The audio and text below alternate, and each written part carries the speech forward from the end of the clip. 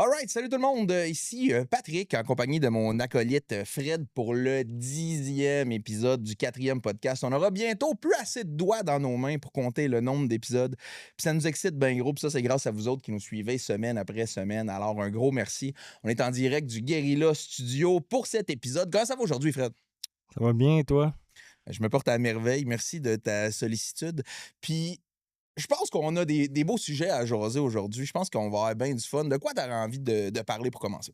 J'en ai plein de sujets à parler cette semaine.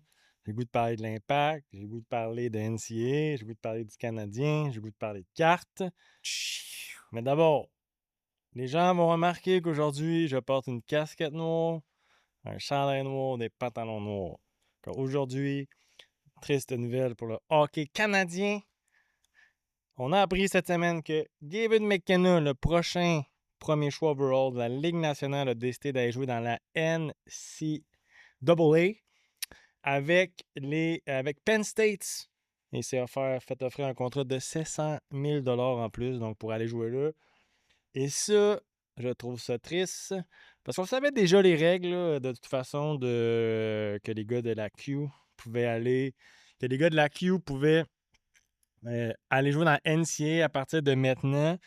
Puis les gars de la CHL aussi, là, peu importe la ligue. Là. Mais moi, je pensais que ça allait surtout avantager ceux qui voulaient avancer peut-être dans le draft. Peut-être être classé 28e, peut-être aller jouer aux États-Unis, ça va m'aider. Mais un gars comme Gavin McKenna, il aurait pu aller jouer, je pense, honnêtement, dans le Junior 2A avec le Seigneur des Mille-Îles ou les Patriotes de Saint-Eustache, puis il aurait été repêché premier choix overall de l'année prochaine. Donc, c'est même pas... Mais en fait, probablement que lui, il le voit aussi un peu comme un step ahead dans sa carrière de « je vais mieux », mais en même temps, 700 000 $, là, je pense que c'est surtout ça la raison. Là. Mais on m'a dit, une petite source là, qui me donne des bonnes informations habituellement, c'est que sa blonde, elle va à l'université de Syracuse. Ouais. Elle est à 4 heures de là.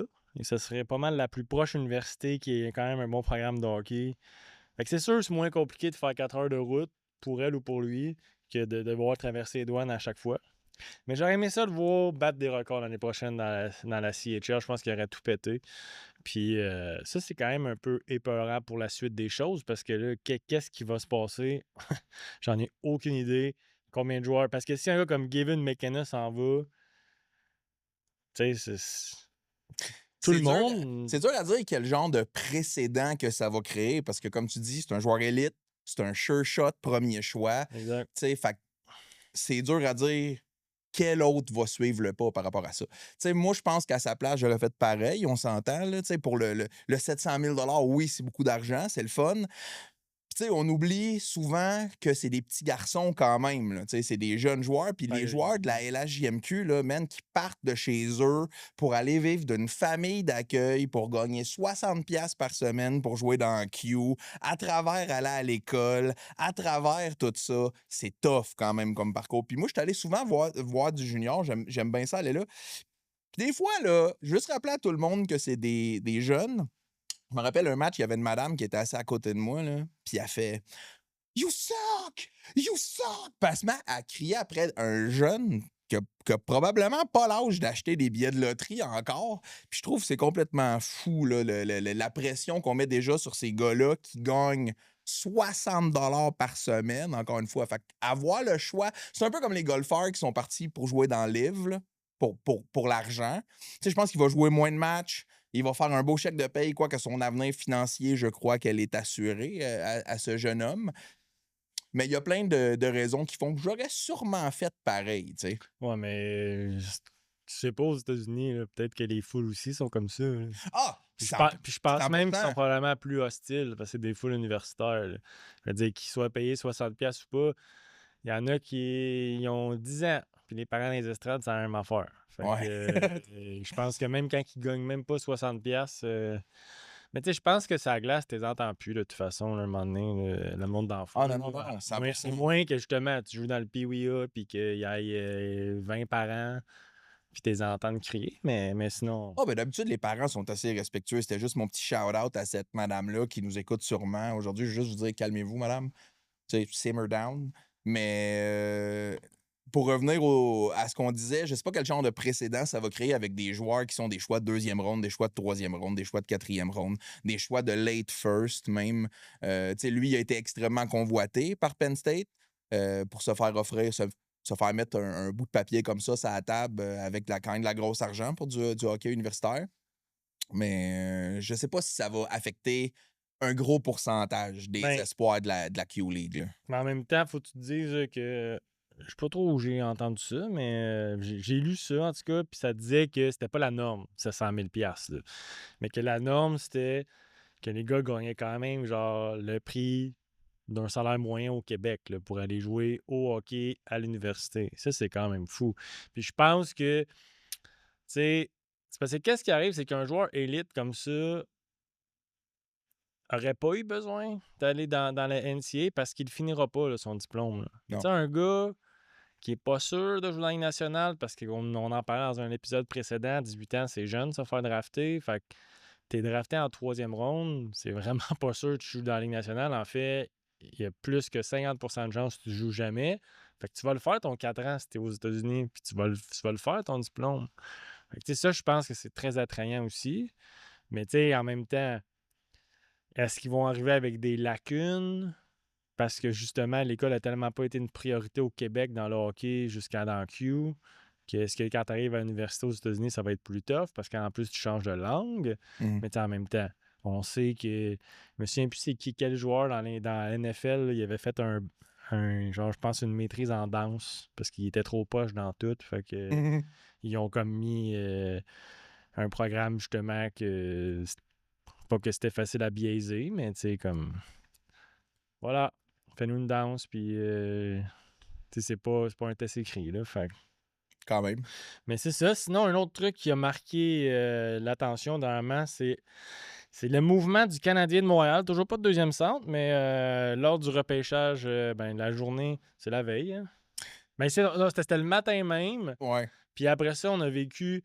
Ah, ça, on pourrait en parler parce que c'était donc ben malaisant. Le draft de la Ligue nationale à distance, c'est pas une mauvaise idée. La NFL le fait déjà, sauf qu'ils sont rodés. Fait qu'ils savent le format qu'ils font. Puis je pense que la Ligue nationale voulait innover aussi en ne copiant pas juste exactement ce que la NFL a fait.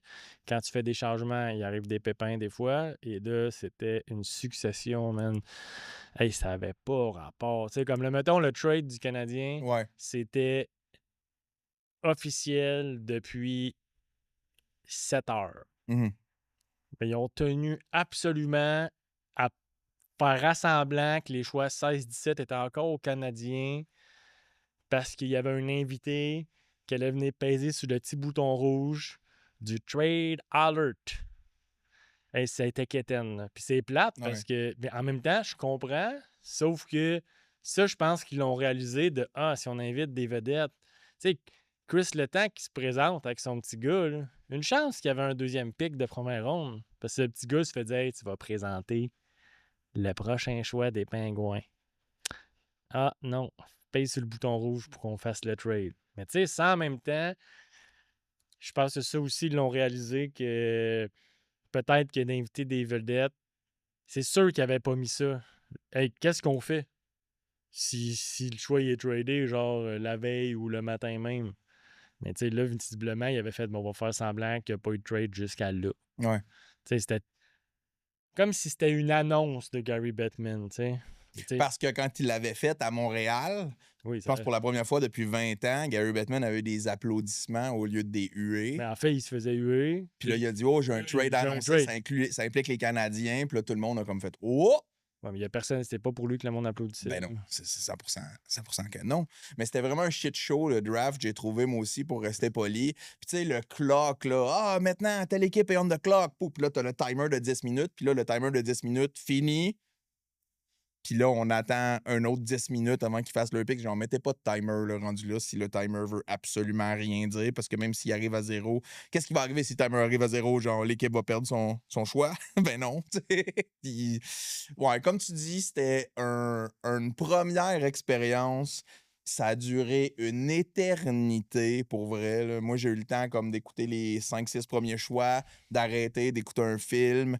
d'aller prendre un spa avec ma femme, de faire mon gazon, de revenir. Puis là, on était rendu au choix numéro 12, genre. Fait que ça... J'ai trouvé ça extrêmement long. Là. Et puis là, l'insistance de devoir mettre à chaque pic une surprise. Ouais. Hey, les gars de Goo Goo Dolls, là, on peut-tu en parler? Bailey, Ah non, mais la lutteuse. ça, c'est pas si pire. Au moins, quand même, d'actualité. Goo Goo Dolls, là, ils ont fait une toune en 97. C'est comme si, genre, mettons, Our Lady Peace était venu présenter les Canadiens ou Vancouver. Genre, Ouais. tu sais, c'est... Je sais pas, on dirait que... C'était il était weird. weird aussi, là. Je n'ai pas aimé non plus la petite salle là, en arrière avec l'autre écran, genre ça servait à rien, tu sais, il amenait tout le temps le prospect. Exact. Mais dans une note plus positive, le premier choix overall, l'émotion qu'il y avait, je pense qu'on a tous vécu des émotions en regardant ce choix-là. Un petit gars qui a de la difficulté à retenir ses larmes à cause d'un drame personnel qu'il a vécu il y a pas longtemps. Ben, Tu sais, c'était beau. Ouais. Ouais, je dis ça comme ça juste pour pas embarquer trop dans les détails, là, mais je trouvais que c'était un beau moment de sport, un beau moment pour la Ligue nationale. Les choses qu'il a dit après, de vouloir passer sa carrière à Long Island, tout ça. Tu sais, je trouve ça cool. Je trouve que c'est un beau moment. Puis je trouve ça frais de penser comme ça. On a tellement de joueurs qui sont comme non, moi je jouerai pas à Philadelphie, jamais, vous allez m'échanger. Puis là, on a un petit vent de fraîcheur d'un gars qui dit le contraire de hey, vous savez quoi, vous m'avez drafté. Puis tu sais, Long Island, on s'entend, c'est pas la destination de rêve de beaucoup de gens, là. Mais lui, il a embrassé le fait qu'il s'est fait drafter par là, puis je trouvais ça le fun. Le premier choix, il était vraiment le fun. Ouais. Puis, parlant du draft, et parlant des échanges qu'il y a eu, on sait, parce qu'il y a des gens qui trouvent que c'était cher payé de donner nos 2 choix plus 100 000 en amène. En fait, moi, j'ai trouvé que ça coûtait rien, là. Mhm. Puis, s'il y a des gens qui sont alors sceptiques par rapport à ça, j'ai fait une petite liste. Oh! OK? Et parce que comme j'ai déjà dit dans mon opinion par rapport au draft, c'est qu'à part les 10 premiers, là, c'est tough. Mhm. Puis genre, tu sais pas qu'est-ce que tu vas avoir. Là. Dans les bonnes cuvées, tu payes jusqu'à 15. Là. Mais sinon, là, 16-17, là, Qui n'était pas nécessairement le cas cette année quand on parle d'une bonne cuvée. exact.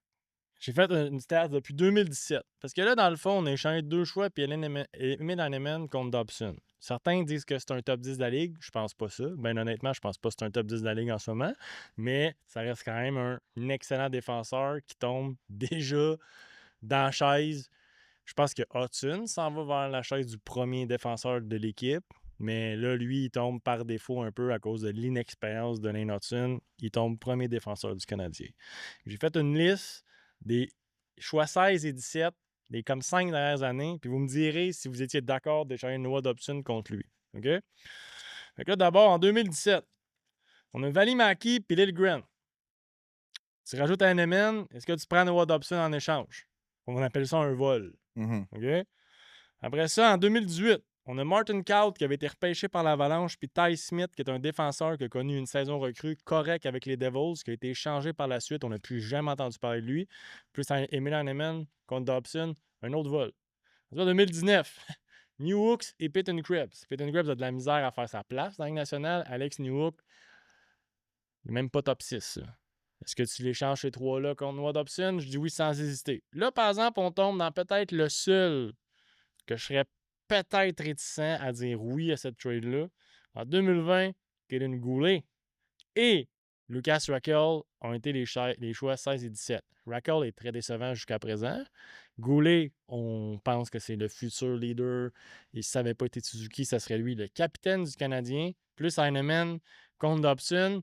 Tu te dis Goulet, le plafond, il ne sera jamais aussi offensif, mais tu sais, on C'est dirait pas que. un automatique oui, comme Exact. les autres exemples, Exact. mais c'est pas un automatique non plus. Puis en 2021, ben, c'est Brennan Ottman qui est avec, qu'on n'arrête pas de sortir ses cartes. Ah, lui, il est hot, man.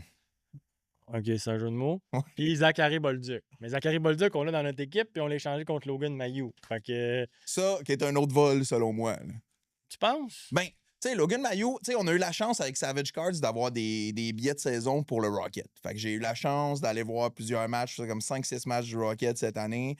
Puis de ce que je retiens, oui, il y a eu des beaux offsides, il a fait un beau but, une shot sur le face-off, top corner, super cool. Mais ce que j'ai retenu de Logan Mayo, c'est que les 2 fois où est-ce que je suis allé et que le Rocket perdait d'un but, puis que ça fallait un but pour gagner le match, il était pas sa glace.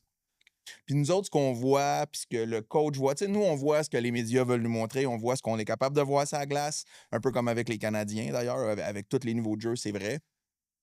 Mais le fait que il était pas sur la glace quand ça prenait un but, quand c'était le moment décisif pour son équipe. Tu sais, c'est un jeune joueur, là, j'enlève rien, mais je pense que son plancher est plus bas que celui de Bolduc. Ouais.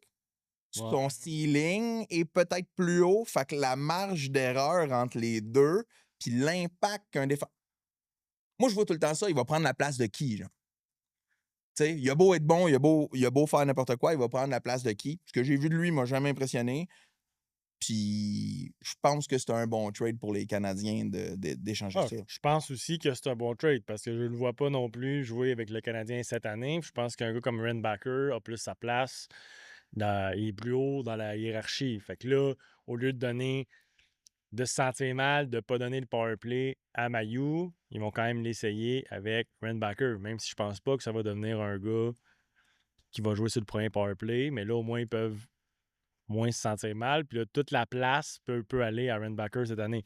Mais petite anecdote, justement, parce qu'on a des billets de saison. Là, David, tu me diras qu'est-ce que t'en penses. Là. Mais il y a une fois que le Rocket de Laval, là, le stationnement, vraiment de la merde. Puis il y a une fois, je voulais arriver tôt. Je voulais arriver tôt pour aller à la cage au sport avant. Parce que je me fais tout le temps avoir, j'arrive tout le temps trop tard. Puis je finis par manger des hot dogs à Place Belle. Puis j'avais le goût de manger quand même un petit repas avec ma blonde. Puis après ça, aller voir le hockey. Là, malgré tous mes efforts, je suis quand même arrivé trop tard pour la cage, mais je suis arrivé vraiment trop tôt pour la game. Fait que je suis allé m'asseoir, OK, à ma place. Les billets de saison de Savage Cards, on est à 6 rangées derrière le banc du Rocket. Fait qu'on voit beaucoup de choses que les autres ne peuvent pas voir. On peut voir l'expression faciale des joueurs, on peut aussi voir leur attitude, ils cassent des bâtons, quand ils arrivent fâchés, quand ils se traînent les pieds quand ils arrivent, même voir le coach fâché. J'ai pas vu Pascal Vincent souvent fâcheux, par contre. Pour être bien honnête, je n'ai pas remarqué quand je suis allé toutes les fois cette année. Par contre, je suis arrivé tellement tôt que c'était bien avant le warm-up. Et là, il y avait Jacob Dobèche, qui était là, en T-shirt, sur le banc des joueurs, bien tout seul, à faire ses exercices là, de visualisation. Puis un gardien, c'est dans sa tête. Puis là, visiblement, il est dans sa tête. On n'est pas beaucoup, là. Il y a moi, il y a ma blonde, puis il y a peut-être 3-4 kids. OK, qui sont sur le bord de la baie vitrée parce qu'il y a un joueur. Il finit sa visualisation, puis il prend le temps, pareil, de saluer, puis de taper dans la main jeune. Il s'en va. Là, quelques instants plus tard, Joshua Roy et Logan Mayo arrivent. Logan Mayo arrive, Joshua Roy, il va, il commence à jouer un jeu, ils ont du fun. Il commence à lance des pucks sur la glace. Mais tu sais, c'est tamisé, là. Il n'y a pas de lumière sur la glace, il fait noir. On est vraiment, une demi-heure avant que le warm-up. Ils sont vraiment, eux autres, en train de jouer ensemble. Fait qu'ils jouent, je pense, à une genre de pétanque de rondelles. Et puis là, il y a un petit gars qui cogne dans la vitre au début.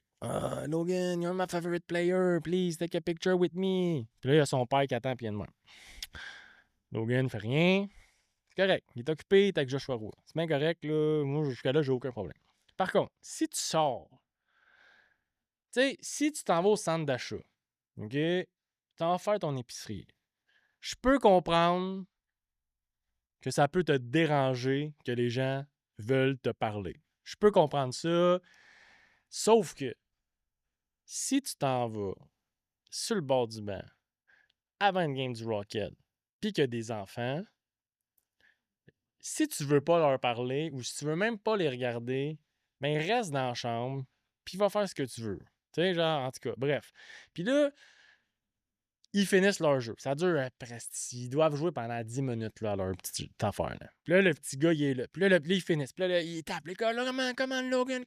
Et Logan, puis il tape. Là. C'est sûr qu'il l'entend. Là. Dobèche, qui était dans sa bulle avant ça, il a pris le temps de dire salut à tout le monde, taper dans la main et partir. Logan ne regarde pas, s'en va. Pow! Joshua Roy, la même affaire. Depuis ce temps-là, Logan Mayo, Joshua Roy, moi, C'est bien important pour moi. Tu as un rôle social, puis je veux dire, tu décides de faire carrière. Si tu t'en vas pendant le... C'est comme, mettons, tu peux pas dans l'amphithéâtre ignorer des partisans, Ben non. surtout des kids. Ben non. Hey, le père, il est là, il attend pendant 10 minutes, puis Logan Mayo, il s'en fout. Puis là, je suis comme, come on, man. T'sais, j'ai toujours eu l'impression que ces deux-là ont toujours eu comme. Puis en plus, Joshua Roy, ça en a un autre, là. Puis l'année passée, il y a eu des histoires, là, comme quoi qui se présentent même pas à ces séances de signature, là. Ça, je peux vous le confirmer, là. Pas à faute à son agent. Bref, OK. Là, avant qu'on aille trop loin, là. Ben, je suis d'accord avec ce que tu dis. Il faut jamais oublier que ces gars-là, d'avoir un salaire comme ces gars-là, ils ont, Exact. c'est assez pour enfler la tête de quelqu'un. Ouais. OK? Faut jamais oublier qu'ils ont ce salaire-là à cause qu'il y a des fans qui vont les voir jouer. Mhm. Si le hockey de la Ligue nationale, ça se jouait à huis clos, comme les ligues de garage, les gars gagneraient pas des millions. Fait que n'oubliez pas les fans. Andrei Markov l'avait fait une couple d'années, genre en embarquant dans l'autobus, il avait ignoré un petit gars, genre, puis tout le monde en avait parlé pendant comme si c'était comme inconcevable qu'Andrei Markov ne laisse pas, genre, un petit gars l'approcher pour une photo ou pour une signature, peu importe. Je peux comprendre qu'il y a des athlètes qui veulent pas faire de signature pour éviter de se faire gosser, les jeunes mettent ça sur eBay, font de l'argent. Mais une selfie, je veux dire, tabarouette pour ces gars-là qui rêvent de rencontrer leur athlète favori. Non, mais juste, hey, salut. C'est doux. Juste, hey, salut, hey, j'ai pas le temps de prendre une photo. Mais hey, salut Logan. Salut mon petit gars. Yes, sir. Fais les 2 secondes. Si le père n'a pas le temps de prendre la photo, too bad. Au moins, le petit gars, il a eu son fist pump à travers la vitre, peu importe. Bref, moi, j'ai vraiment pas aimé ça. Là, tantôt, tu m'as demandé à quoi je voulais parler. Ouais. Là, on a parlé de Dobson, on a parlé un peu de Bolduc. Je pense que le Canadien est meilleur. Par contre, il manque toujours un joueur de centre. Là, les rumeurs vont bon train comme quoi. Mais je trouvais ça drôle qu'à la journée du draft, ils nous disent à quel point Kirby Dach, parce que c'est la seule fois qu'on a parlé de l'été à date, là. Aïe, aïe, tellement en forme. Moi, au début, je pensais que c'était pour le vendre, là. Mais là, je pense qu'on va peut-être commencer la saison avec lui. Tu sais, genre, peut-être ça va être lui notre deuxième centre, là. Mais, comme j'ai déjà dit dans un podcast précédent, j'ai été voir ses stats. Et, c'est nous de Romanov. Romanov a joué 64 games cette année. Kirby Dach, 54, là, mettons. Là. Ou 51. Romanov a fait 20 points. Ou il a fait 22. Puis Kirby Dach en a fait 20 ou 22. Ça me fait capoter. Ouais. Ça me fait capoter. Ouais. Puis tu check ses stats en carrière, là, ils ont fait le même nombre de points pour chaque équipe. Je comprends que Kirby Dach a commencé une saison complète. Là. On parle de Romanov qui fait 20 points par année. Là. Wow. Bref. OK. Faut plus que je parle de Kirby Dach. Mais là, Bolduc s'entraînait sur ses mises au jeu là, aux dernières nouvelles. Ouais, mais ça, je suis pas content de ça. Non? Non, ça me tente pas qu'on fasse comme Jonathan Drouin, là, puis qu'on s'invente que genre, ah oui, il pourrait jouer. Mais là, il parle de peut-être, vu qu'il est gaucher, de gagner la mise en jeu parce qu'il semblerait avoir un certain potentiel, mais que il irait à l'aile après avoir gagné la mise au jeu. Sauf que là, ça veut dire qu'il faut que tu mettes New York si t'as 2. Là. Parce que t'as besoin d'un joueur de centre qui va jouer pareil là, à sa place. Là. Puis, tu sais, jouer au centre, c'est difficile. C'est pas juste des mises en jeu. C'est de savoir comment. Check, t'as de la grosse responsabilité. Tu checkes pas juste ton bord. Exact. Fait que là, ça veut dire que New York va jouer ça à 2 s'ils font ça. Parce que tu peux pas. En tout cas, bref. Fait que je me demande qu'est-ce qui va arriver avec ça, mais c'est juste ça me tente pas qu'il fasse justement comme Drouin, puis qu'on ait des attentes, puis qu'on soit déçus. Il a déjà prouvé qu'il faisait 19 buts à 22 ans comme ailier. Fait que pourquoi que. Je sais pas. Je comprends. J'espère juste qu'ils vont en trouver un pour vrai, un deuxième centre qui va mener des mises en jeu. Là. Mais je suis surpris qu'il n'y ait pas Gary Dvorak ni Armia. En même temps, Dvorak a signé pas pire, hein? 5.4? Hein? Puis Armia, lui, 2.1. Ça, c'est fou, pareil. Mais au moins, je suis content. Ils ont tenu leur ligne, puis en fait, tu sais quoi? C'est correct. Vous pouvez partir. Vous acceptez pas notre salaire? Ciao. Parce que je pense que Armia voulait rester. Mais je pense que ce qu'il offrait, c'était pas assez pour lui. Hey, c'est fou, pareil. Ça veut dire que c'était probablement en bas de 2 millions. Tu sais, à 2.1, tu l'aurais-tu gardé, Armia, toi? Ben, je pense que oui. Ouais. Tu sais, si on donne 1.2 à Jacky, on est-tu capable de donner 800 000 de plus à Armia? Mais Jacky, il a quand même un X-Factor, je pense, pareil. Un X-Factor de shérif, là, de gars tough, là, puis c'est super correct, là, mais tu sais, Ben, c'est c'est pas quand... pour rien que c'est pas lui qui jouait en série dans les c'est premiers quand même matchs, que là. le premier match, la première victoire, il était là. Ah ouais, mais moi, Puis c'est les pas moi le gars, coach, les c'est gars avaient Martin des Saint-Louis, luttes. puis Martin Saint-Louis, il aimait mieux Strobel. Fait Ouais. Fait que là, lui, il s'en va en arbitrage en plus, Trouble. Là. ouais. Euh, un autre truc, là, on est l'été et t'es-tu déjà allé voir le CF Montréal? Je suis souvent allé, mais à l'époque que c'était l'Impact. Ça fait une couple d'années que je suis pas allé, là. Ouais. Mais à l'époque, j'aimais ça aller là. Là, j'étais là au dernier match de Patrice Bernier, j'étais là, Mais ça, je pense que c'était les meilleures années. Ben, c'est ça. Tu sais, l'ambiance était malade. Il y avait plus d'ambiance, je pense, au Saputo qu'au Centre Bell là, pour certains matchs. Là, tu sais. La gang de Ultra qui arrête pas de gueuler. Le fait que toutes les concessions alimentaires, les boutiques sont en dessous des estrades. Fait que quand le monde ça tape du pied, tu feels vraiment que t'es encore... Tu sais, t'es pas dans une autre pièce, t'es encore comme dans la pièce. Ouais. Le canon, toutes les patentes qui entourent ça. Tu sais, oui, sur le terrain, la game de soccer est pas le sport le plus excitant sur Terre. Mais moi, quand je vais voir un événement sportif, le sport est un peu secondaire à mes yeux, en ce sens que souvent, je vais me souvenir que j'ai eu des belles émotions, que c'était le fun, qu'on a trippé entre chums, mais genre le score, je m'en souviens pas 3 ans plus tard, le match a fini combien que je suis Oui, allé mais voir. Fait que le score, pour moi, est pas... Tu sais, je suis allé voir les Pingouins l'année passée au Centre Bell, ils ont genre gagné 9-1, ou peu importe, 9-2, 9-3, je m'en mais souviens t'en même souviens plus, pareil. mais c'était vraiment un bon match. Comment je pourrais être déçu d'avoir vu un match comme ça, d'avoir vu Sidney Crosby, d'avoir vu genre 11 buts de la Ligue nationale, d'avoir été là? Comment je pourrais être déçu? Tu sais, la différence entre une victoire et une défaite, pour moi, c'est un high five à la fin de la game, je veux dire. Fait que la game m'intéresse semi. C'est un peu ça que je veux dire. Ben, elle m'intéresse, c'est pour ça que je vais là. Mais c'est pas mon principal argument d'aller voir un événement sportif, le score. Parce qu'avant que j'y aille, quand j'achète mes billets, je le sais pas ça va être quoi le score. Fait que ça peut pas être tant important pour moi si je le sais pas ça va être quoi. C'est comme si aller voir un spectacle d'humour et pas savoir ça va être qui l'humoriste. T'achèteras sûrement pas de billets, tu sais ce que je veux dire? Mais c'est le même principe avec un événement sportif. Mais tout ça pour dire que l'ambiance au Saputo, ça, je trouvais que c'était vraiment une belle ambiance. Puis ma femme adorait aller là. Les bancs sont Mais pourquoi confortables. vous avez arrêté? On est loin, puis à un moment donné, ça a comme changé de nom. Les joueurs qu'on aimait, Nacho Piatti étaient partis, puis tu sais, Piet, il est super fin, il est super beau, là, puis tout ça, là.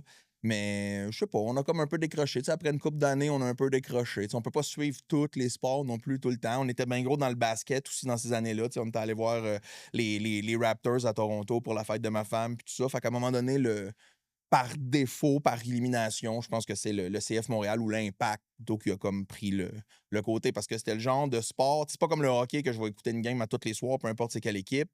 La MLS, j'écoutais l'Impact.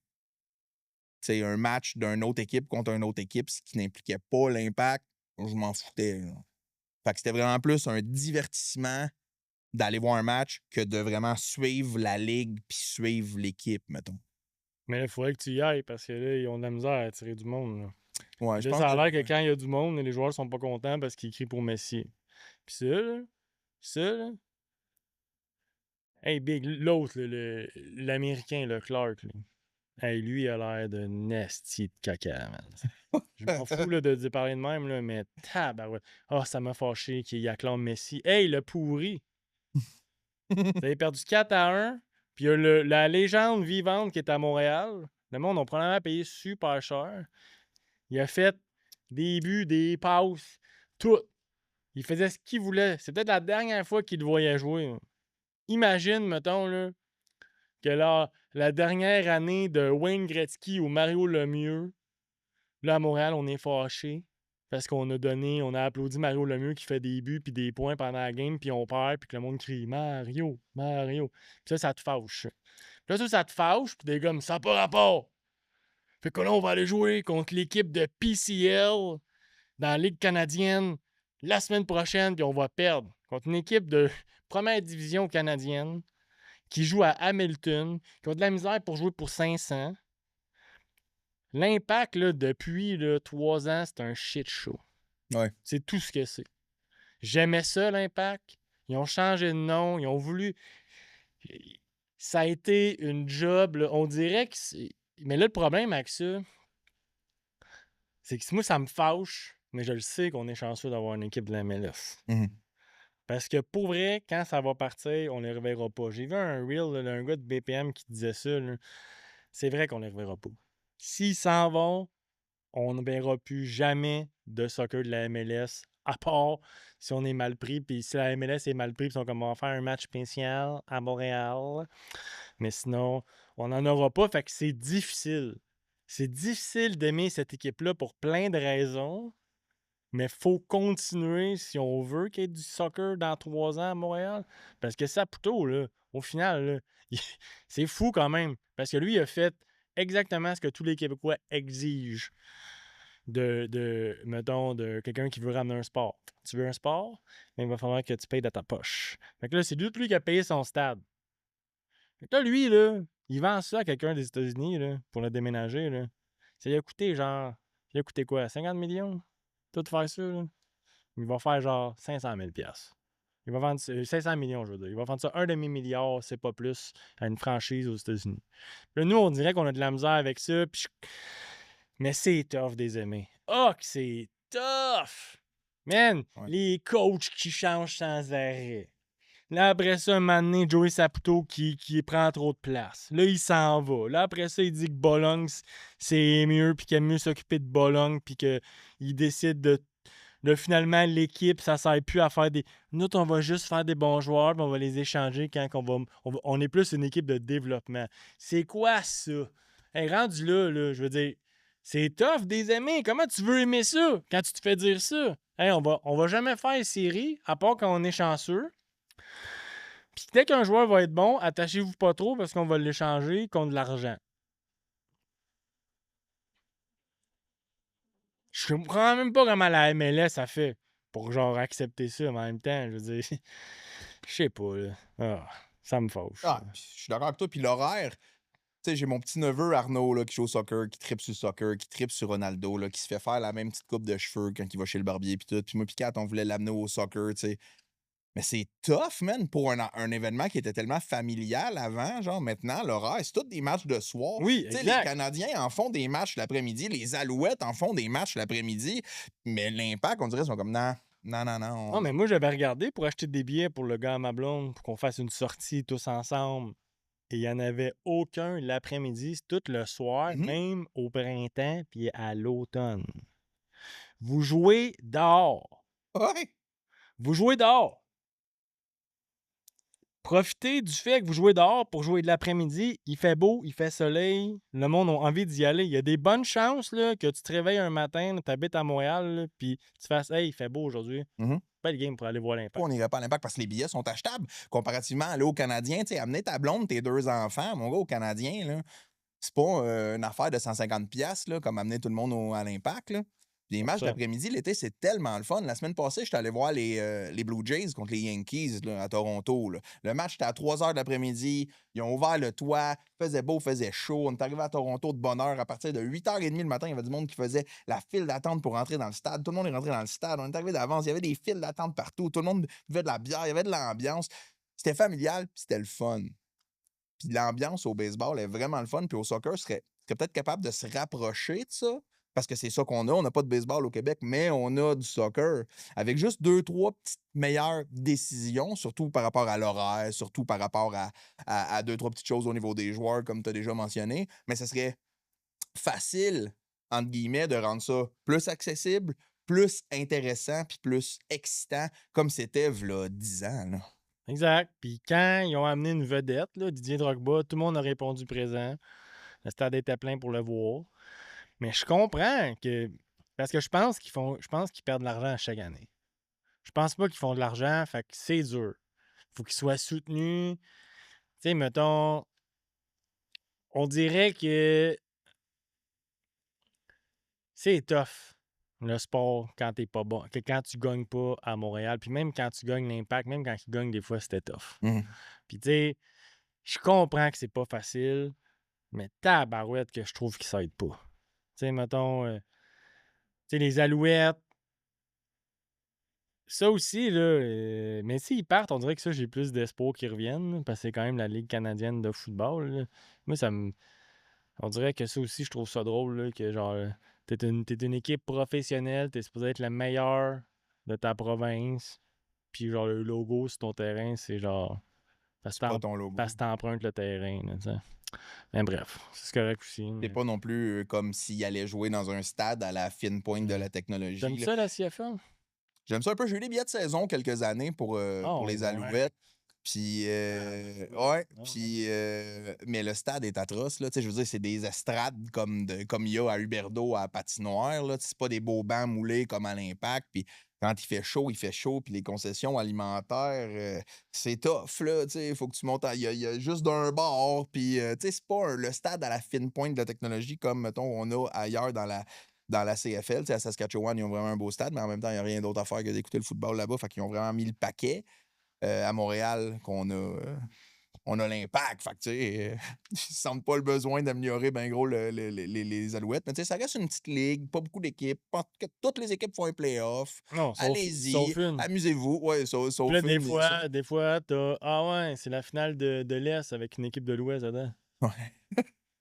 Ouais, ça, c'est le fun. Mais tu sais, le format me dérange pas tant que le spectacle. Il y a une couple d'années, les Alouettes ont gagné, puis ça avait été un bon match. Puis les entrevues, après, on en parle encore. Ils n'ont jamais cru en Regardez-les, nous, votre anglais! Ouais, c'est ça. Fait que, tu sais, ça, c'est des moments comme ça qui font que c'était nice, c'était le fun à voir, c'était le fun à vivre, c'était le fun d'être là.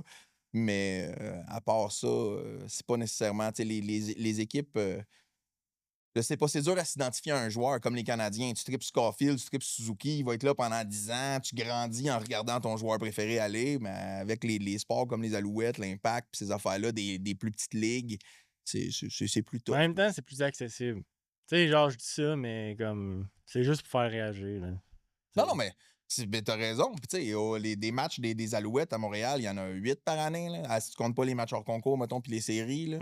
Fait que, tu sais, il faut que tu fasses ton argent en 8 games pareil. Là. Puis des billets dans la zone des buts, ça coûte 20$. Là. C'est vrai, ça. J'avoue que t'as pas beaucoup de games pour rentabiliser tout ça. Hein? Ouais. Ouais. OPC Platinum est sorti. OPC Platinum, puis tu sais quoi, c'est un produit que je trouve pas désagréable. Ben, moi, je les trouve pas désagréables. Je trouve que les inserts sont incroyables. Ouais. Les noms des inserts. Ouais, mais... Violette Pixel. Ouais, mais ça a tout le temps été... Pink Magma. Ouais, Moi, j'ai de la misère à dire Pink Magma sans Dr. Evil là, dans Austin Power. Là. Magma. T'as jamais vu Austin Power? Ben oui, mais ça me dit rien. En tout cas, il parle de Magma une fois, puis tu sais, je trouve que c'est des beaux noms d'insert.